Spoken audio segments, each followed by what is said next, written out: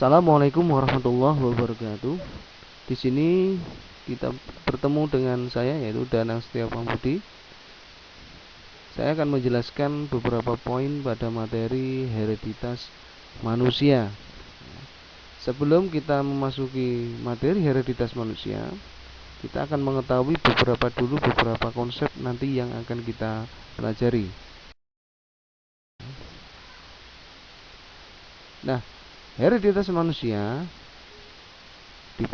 kalau kita buat beberapa mapping, beberapa peta konsep yang perlu kita pelajari ada beberapa, yaitu peranan dari ilmu genetika, kemudian hal-hal material genetik yang mengenai kromosom seks, kemudian sel sperma, kemudian sel ovum, kemudian beberapa kelainan-kelainan dan penyakit keturunan.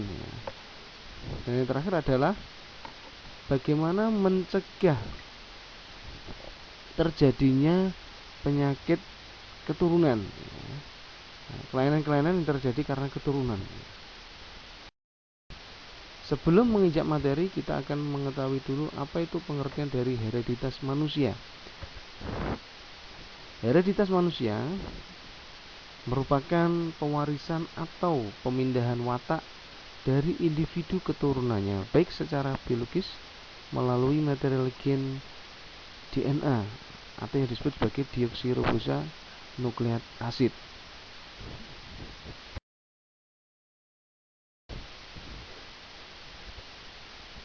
Gen merupakan suatu unit instruksi yang menghasilkan atau mempengaruhi suatu sifat herediter tertentu, di mana gen terdiri atas beberapa DNA yang diselubungi dan diikat oleh protein. Nah, beberapa gen memiliki sifat diantaranya yaitu mengandung beberapa informasi genetik. Kedua, yaitu dapat menduplikasikan diri atau memperbanyak diri melalui sintesis protein. Kemudian yang ketiga adalah gen adalah sebuah fragmen DNA di dalam kromosom atau potongan-potongan DNA yang ada di dalam kromosom. Yang keempat, setiap gen menduduki beberapa tempat tertentu di dalam kromosom atau terletak dalam beberapa lokus kromosom.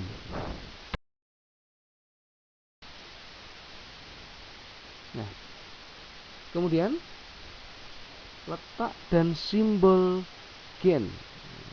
Kalau kita lihat di gambar sini, ini adalah beberapa gambar ya, bagian-bagian dari kromosom ya. Di sini ada DNA, kemudian ada protein histon, kemudian dia tergabung ya, terbentuk menjadi satu di dalam satu lokus ya, lokus gen. Nah, ini beberapa lokus gen, kemudian ada sepasang alel, kemudian ada 3 pasang gen yang terletak pada lokus yang sama. Ini. Jadi letak satu gen kromosom itu disebut sebagai lokus. Nah, lokus. Kemudian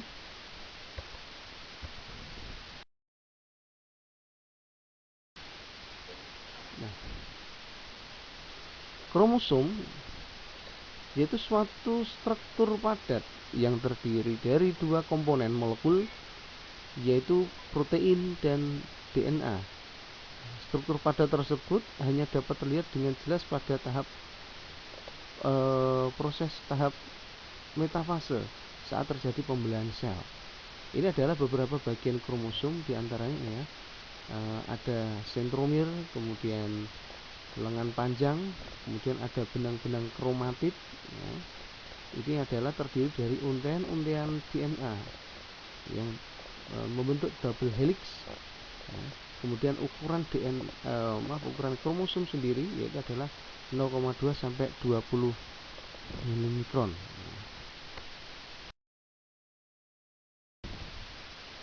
Kemudian macam-macam kromosom. Jenis kromosom itu secara umum dibagi menjadi 2. Di antaranya adalah ada kromosom autosom dan kromosom gonosom. Autosom itu disebut sebagai kromosom sel tubuh atau sel soma, ya, di mana memiliki sifat diploid 2N karena terdiri atas gabungan antara sel sperma dengan sel ovum ketika terjadi proses fertilisasi. Kemudian terbentuk dalam pembelahan mitosis, ya, di mana jumlahnya 2 kali dari gonosom. Kemudian gonosom sendiri adalah sel kelamin yang dia bersifat haploid karena terdiri salah satunya seperti pada spermatozoid atau sel ovum, ya. Kemudian hanya terjadi pada pembelahan meiosis dan jumlahnya yaitu setengah dari autosomnya atau sel tubuhnya. Ini adalah gambar beberapa bentuk dari kromosom, ya. Kemudian yang urutan ke-23 ini adalah kromosom seks. Sedangkan urutan nomor 1 sampai urutan nomor 22 itu adalah kromosom autosom.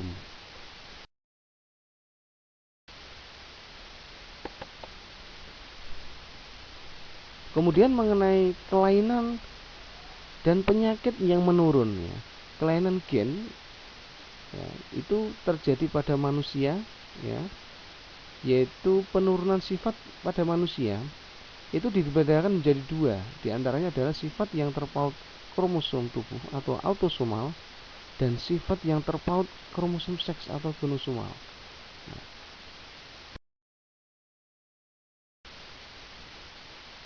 yang pertama, kelainan yang terjadi karena autosomal yaitu adalah albino.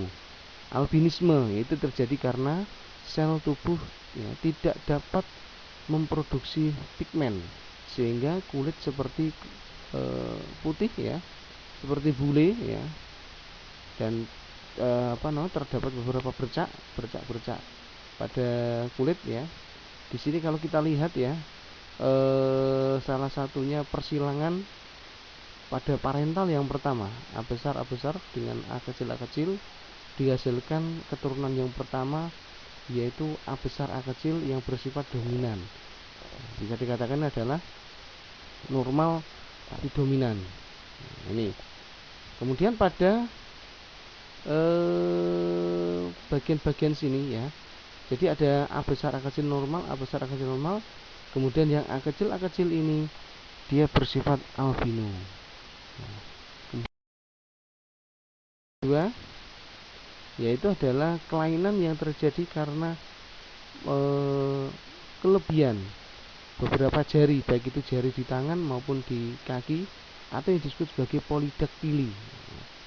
Ini salah satunya kalau dibuat persilangan, ya, parental yang pertama P kecil dengan P kecil disilangkan dengan P besar P kecil, ya. Ini dihasilkan keturunan yang pertama adalah P besar P kecil. Sehingga ini adalah bersifat 50-50, polidaktili bisa 50%, kemudian normal, ya, bersifat normal itu 50%.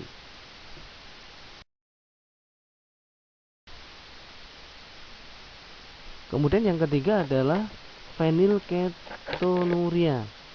Kelainan ini terjadi karena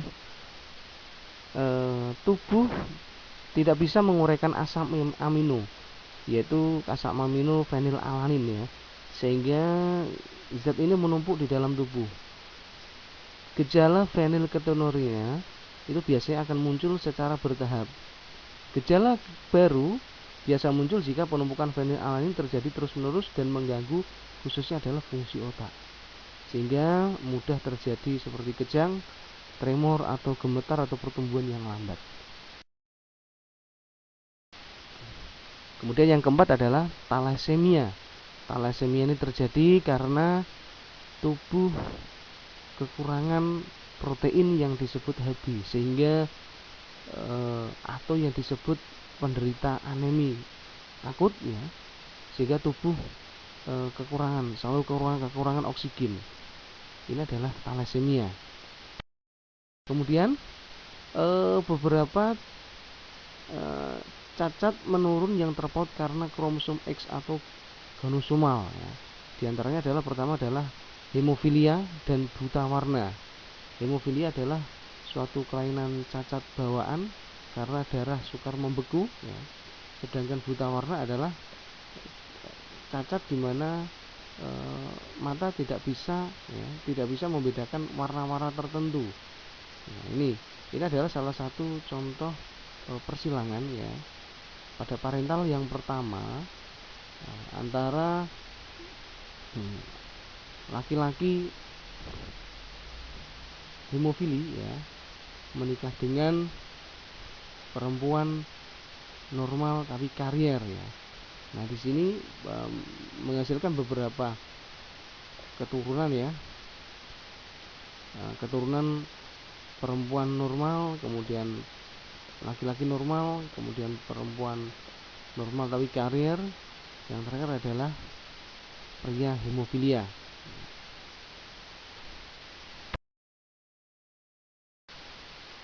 Kemudian cacat menurun yang terpaut karena kromosom Z. Di antara adalah hipertrikosis. Ini terjadi tubuh ketika kelebihan pertumbuhan bulu pada bagian-bagian organ tertentu ya, bisa di telinga atau bisa di pipi atau bisa di bagian mata ya. Ini karena adalah adanya kelainan yang terjadi pada kromosom Z. Kemudian apa yang disebut sebagai kaki bebek ya, ini disebut sindaktili. Ini terjadi karena bagian-bagian beberapa organ jari itu menempel, menggandeng menjadi satu. Ini adalah ya, salah satu bentuk kelainannya. Yang kedua adalah kelainan kromosom ya. Kelainan kromosom itu ada dua macam ya. Di antaranya adalah perubahan dalam satu set kromosom atau yang disebut sebagai aneuploidi. Dan yang kedua adalah perubahan pergandaan anemosonik ya. Aneusomik. Nah, ini jadi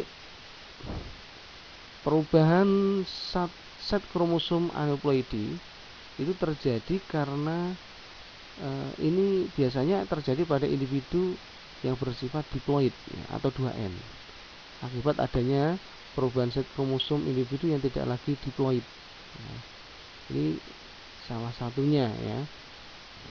Nah, kelainannya di sini ada yang kelainan kromosom ya, ada trisomi dan monosomi ya.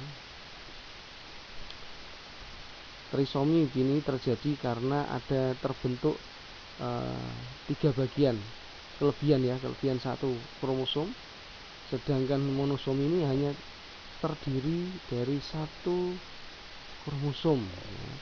Ini yang biasa menyebabkan penyakit sindrom, bisa sindrom Down ya, sindrom Turner atau yang lainnya.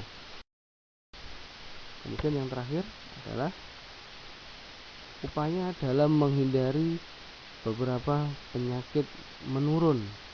Yang pertama adalah adanya perkawinan antara sesama keluarga yang masih dekat hubungan saudara. Yang kedua, hindari menikah dengan orang-orang yang mengalami gangguan mental ya. Yang ketiga adalah mempelajari riwayat atau silsilah keluarga calon pasangan tersebut. Terima kasih atas perhatiannya. Wassalamualaikum warahmatullahi wabarakatuh.